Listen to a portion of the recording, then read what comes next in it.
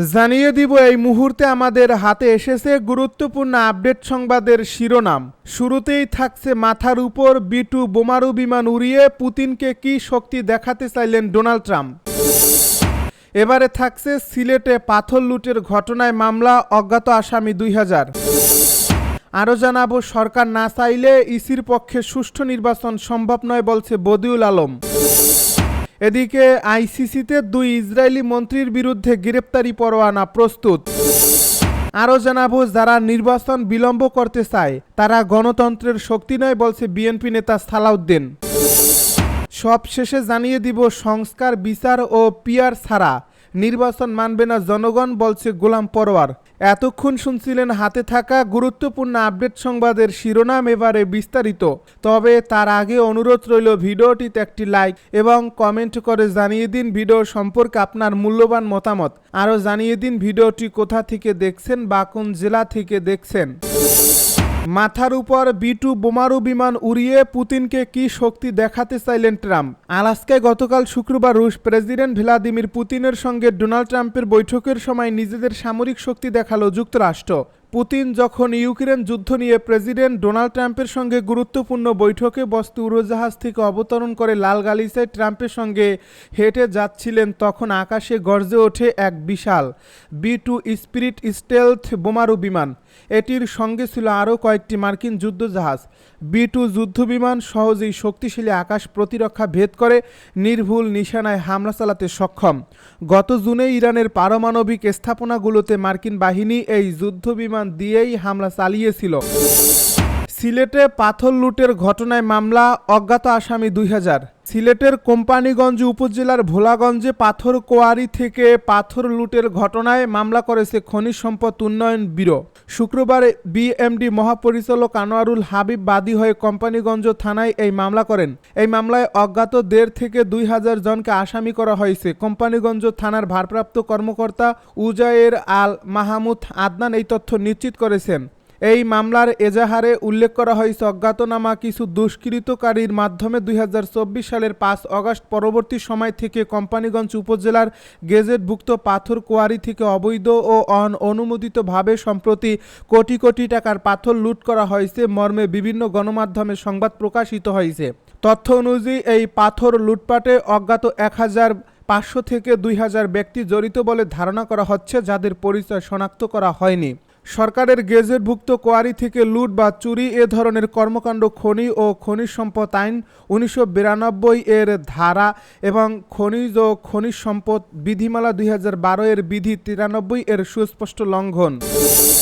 সরকার না চাইলে ইসির পক্ষে সুষ্ঠু নির্বাচন সম্ভব নয় বলছে বদিউল আলম। সরকার না চাইলে নির্বাচন কমিশনের পক্ষে সুষ্ঠু নির্বাচন করা সম্ভব নয় বলে জানিয়েছেন সুশাসনের জন্য নাগরিকের সম্পাদক ও নির্বাচন ব্যবস্থা সংস্কার কমিশনের প্রধান বদিউল আলম মজুমদার। শনিবার সকালে এফডিসিতে সুষ্ঠু নির্বাচন ইসির ভূমিকা নিয়ে আয়োজিত ছায়া সংসদে কথা বলেন তিনি। বদিউল আলম বলেন, দেশের স্বার্থে ফেব্রুয়ারির মধ্যে নির্বাচন হওয়া জরুরি, তবে লেভেল প্লেইং ফিল্ড তৈরি করতে না পারলে নির্বাচন পক্ষপাতদুষ্ট হবে। আর এবারও যদি বিতর্কিত নির্বাচন হয় তাহলে দেশ অনিশ্চিত ভবিষ্যতের দিকে অগ্রসর হবে। তিনি বলেন, পুরনো পদ্ধতিতে চললে আগের মতো নির্বাচন হবে, তাই সুষ্ঠু নির্বাচনের জন্য সংস্কার প্রয়োজন। নির্বাচন ব্যবস্থা সংস্কার কমিশনের প্রধান বলেন, সুষ্ঠু ও নিরপেক্ষ নির্বাচন আয়োজনে নির্বাচন কমিশনই একমাত্র অংশীজন না। রাজনৈতিক দলগুলো ইতিবাচক ভূমিকা পালন না করলে সুষ্ঠু নির্বাচন সম্ভব নয়। এছাড়া মাঠ প্রশাসন ও আইনশৃঙ্খলা রক্ষাকারী বাহিনী সঠিকভাবে দায়িত্ব পালন না করলে চাইলেও ইসির পক্ষে সুষ্ঠু নির্বাচন করা সম্ভব নয়। আইসিসিতে 2 ইসরায়েলি মন্ত্রীর বিরুদ্ধে গ্রেপ্তারি পরোয়ানা প্রস্তুত।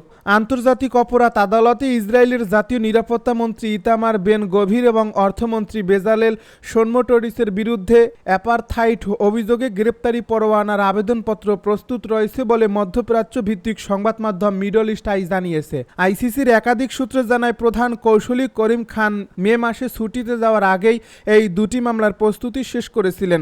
তবে আবেদন আদালতে জমা দেওয়ার আগেই তিনি সরে দাঁড়ান। বর্তমানে তার 2 ডেপুটি প্রসিকিউটরের হাতে এই ক্ষমতা থাকলেও যুক্তরাষ্ট্রের সম্ভাব্য নিষেধাজ্ঞার হুমকির কারণে তারা তা জমা দিচ্ছেন না বলে জানা গেছে। যদি এই পরোয়ানা জারি করা হয় তবে আন্তর্জাতিক আদালতে প্রথমবারের মতো অ্যাপারাথাইট অপরাধ হিসেবে চার্জ গঠন হবে। রোম সংবিধি অনুযায়ী অ্যাপারাথাইট মানবতা বিরোধী অপরাধ হিসেবে স্বীকৃত। যারা নির্বাচন বিলম্ব করতে চায় তারা গণতন্ত্রের শক্তি নয় বলছে সালাউদ্দিন। এবারও বিতর্কিত নির্বাচন হলে দেশ অনিশ্চিত ভবিষ্যতের দিকে অগ্রসর হবে বলে মন্তব্য করেছেন বিএনপির স্থায়ী কমিটির সদস্য সালাউদ্দিন আহমেদ। তিনি বলেন, যারা ইনিয়ে বিনিয়ে বিভিন্ন ধরনের কথা বলে নির্বাচন বিলম্বিত করতে চায় তারা গণতন্ত্রের শক্তি নয়। শনিবার নয়াপল্টনে বিএনপির কেন্দ্রীয় কার্যালয়ে বিএনপির চেয়ারপারসন বেগম খালেদা জিয়ার জন্মবার্ষিকী উপলক্ষে যুবদল আয়োজিত দোয়া মাহফিল ও আলোচনা অনুষ্ঠানে তিনি সব কথা বলেন। বিএনপি নেতা সালাউদ্দিন বলেন, বেগম খালেদা জিয়ার নির্দেশনা অনুযায়ী আলাপ আলোচনার মাধ্যমে গণতন্ত্রের পথে হাঁটছে বিএনপি। গণতান্ত্রিক রাষ্ট্র নির্মাণ করতে হলে ফ্যাসিবাদ বিরোধী শক্তিকে জাতীয় ঐক্যে পরিণত করতে হবে। তবে নির্বাচন নিয়ে কঠোর হুঁশিয়ারি উচ্চারণ করে বিএনপির এই নেতা বলেন, যারাই নির্বাচন বিলম্বের জন্য বিভিন্ন ধরনের কথা বলছে তাদের বিরুদ্ধে রুখে দাঁড়াবে দেশের জনগণ। যারা ভিন্ন রকম যুক্তি তুলে গণতন্ত্রের যাত্রাকে বাধাগ্রস্ত করে তারা গণতন্ত্রের পক্ষের শক্তি নয়। যুবদলের সাধারণ সম্পাদক নুরুল ইসলাম নয়নের সঞ্চালনায় দোয়া মাহফিলে যুবদলের সাবেক সভাপতি সাইফুল আলম নীরব বক্তব্য রাখেন। সংস্কার, বিচার ও পিআর ছাড়া নির্বাচন মানবে না জনগণ, গোলাম পরোয়ারের মন্তব্য।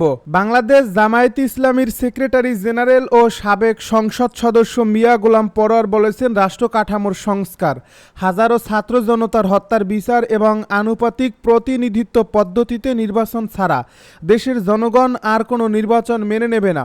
শুক্রবার বিকেলে খুলনার ফুলতলা উপজেলার দামোদর ইউনিয়নের 1 ও 2 নম্বর ওয়ার্ডে পৃথক ভোটার সমাবেশে প্রধান অতিথির বক্তব্যে তিনি সব কথা বলেন। মিয়া গোলাম পরোয়ার বলেন, শেখ হাসিনার শাসনামল ছিল গুম, খুন, নির্যাতন ও বিরোধী মত দমনের এক দুঃসময়। এমনকি সামাজিক যোগাযোগ মাধ্যমেও মত প্রকাশের স্বাধীনতা ছিল না। তিনি আবরার ফাহাদের হত্যার উদাহরণ দিয়ে বলেন, শত শত বিরোধী দলের কর্মীকে হত্যা করা হয়েছে। আমিও 7 বছরের বেশি সময় বিনা অপরাধে কারা ভোগ করেছি। 36 জুলাইয়ের ছাত্র জনতার অভ্যুত্থানকে দ্বিতীয় স্বাধীনতা আখ্যা দিয়ে তিনি বলেন, এই স্বাধীনতা অর্থবহ করতে হলে স্বৈরাচারী শাসন কাঠামোর পরিবর্তন জরুরি। তবে সতর্ক থাকতে হবে যেন এক ফ্যাসিবাদ থেকে মুক্ত হয়ে আরেক ফ্যাসিবাদের হাতে দেশ না পড়ে। তিনি আরও বলেন, 5 আগস্ট ছাত্র জনতার বিপ্লবের মাধ্যমে ফ্যাসিবাদ বিতাড়িত হলেও ষড়যন্ত্র থেমে নেই। বিমান দুর্ঘটনার দিনে দেশ শোক পালন করছিল, তখনই ছাত্র আন্দোলনের নামে হাসিনার লোকজন সচিবালয়ে বিশৃঙ্খলা তৈরির চেষ্টা করছে। এবারে পাতানো ফাঁদে পা দেবে না বিএনপি। কোনো ধরনের উস্কানি বা পাতানো ফাঁদে পা দেবে না বিএনপি।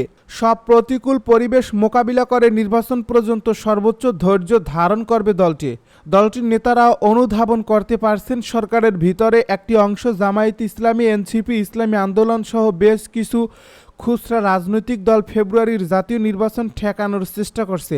ওইসব দলের মূল টার্গেট যে কোনো মূল্যে বিএনপিকে ঠেকানো। সে কারণে ডক্টর মুহাম্মদ ইউনূস ঘোষিত সময়ের মধ্যে জাতীয় নির্বাচন অনুষ্ঠানে সর্বোচ্চ সহযোগিতা করবে বিএনপি। সেই সঙ্গে জামায়াতকে কাউন্টার দেওয়ার জন্য হেফাজতে ইসলাম সহ অন্য ইসলামী দলগুলোর সঙ্গে নির্বাচনী মোর্চা গড়ে তুলবে বিএনপির নীতি নির্ধারক পর্যায়ের একাধিক নেতা। সূত্রে আরও জানা গেছে, দলের সকল পর্যায়ের নেতাকর্মীকে সতর্কও করা হয়েছে তারা যেন প্রতিপক্ষের কোনো প্রকার পাতানো ফাঁদে পা না দেয়। তিনি আরও বলেন, দলের ভাবমূর্তি নষ্ট হয় এমন কোনো কাজে কেউ যেন না জড়ান সে ব্যাপারেও কঠোর নির্দেশনা দেওয়া হয়েছে। এছাড়া নির্বাচনের আগে কোনো প্রকার বাহানা কিংবা অজুহাত সৃষ্টি করে জাতীয় নির্বাচন বানচাল করার চেষ্টা যাতে না হয় সেজন্য দলটির পক্ষ থেকে জুলাই ঘোষণার সব বিষয়ে সম্মতি দেওয়া হয়েছে। এখন বাকি আছে জুলাই সনদ। এটি নিয়ে জামায়াতে ইসলামী, এনসিপি হার্ডলাইনে রয়েছে। এনসিপির পক্ষ থেকে বলা হয়েছে জুলাই সনদ নিয়ে কোনো ছাড় দেওয়া যাবে না, যে কারণে এ ইস্যুতেই বিএনপি খুব সাবধানে অগ্রসর হবে।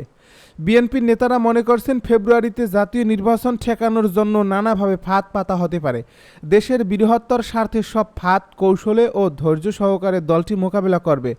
বিএনপি মনে করে বর্তমান সংকট উত্তরণে ফেব্রুয়ারিতে নির্বাচনের কোনো বিকল্প নেই। অন্যদিকে জামায়াতে ইসলামী জোট বা মোর্চার কাউন্টার হিসেবে হেফাজতে ইসলামকে কাছে টানছে বিএনপি।